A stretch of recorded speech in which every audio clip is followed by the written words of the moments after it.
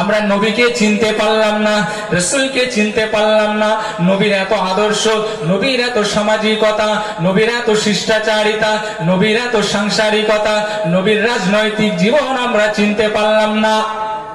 অথচ ভারতবর্ষের জাতির জনক মহাত্মা গান্ধী বলে গিয়েছেন, from my reading I received the impression that the prophet Muhammad sallallahu alaihi wasallam was seeker of truth and God fearing. I am not telling you anything new, just I want to tell you how I was impressed by his life. জাতির জনক মহাত্মা গান্ধী বলছেন, আমি নবীর জীবনীটা পড়েছি, মুহাম্মাদের জীবনীটা পড়েছি, জীবনীটা পড়ে আমি এতটা কনসেপশন করতে পেরেছি, উপলব্ধি করতে পেরেছি, জগৎগুরু বিশ্ব নবীর মতো এত সুমহান চরিত্র, এত উন্নত চরিত্র, এত সংকল্প চরিত্র, এত চরিত্রের মধ্যে দৃঢ়তা, এত চরিত্রের মধ্যে মানবিকতা, এত চরিত্রের মধ্যে সামাজিকতা আমি আর অন্য কোন ব্যক্তির মধ্যে দেখতে পাইনি। একটু জোরে বলা যায় না সুবহানাল্লাহ।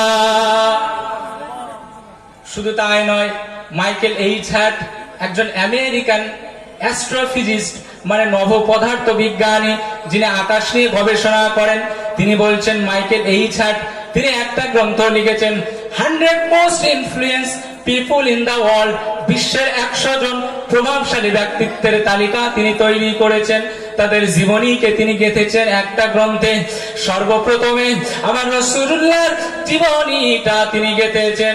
ওই মাইকেল এইচ হার্টকে যখন প্রশ্ন করা হলো, ও মাইকেল এইচ হার্ট, তুমি পৃথিবীর সারা জমিনে এত বড় বড় মনীষী থাকতে, এত বড় বড় ধর্মগুরুরা থাকতে, তুমি কেন মুহাম্মাদের নামটা লিখলে?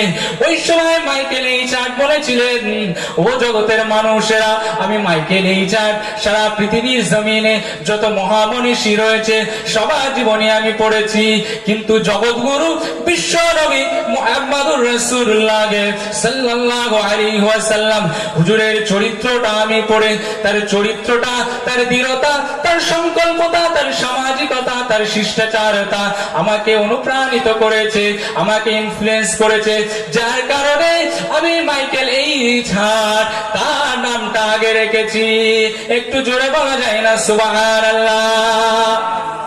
কেমন নবী হয়েছে, অথচ আজ আমরা মুসলমানরা হীনমন্যতায় ভুগি, হীনমন্যতায় ভুগি যে আমরা মুসলমান হয়ে আমাদের পরিচয় বোধটা দিতেও আমরা অস্বীকৃতি দিই।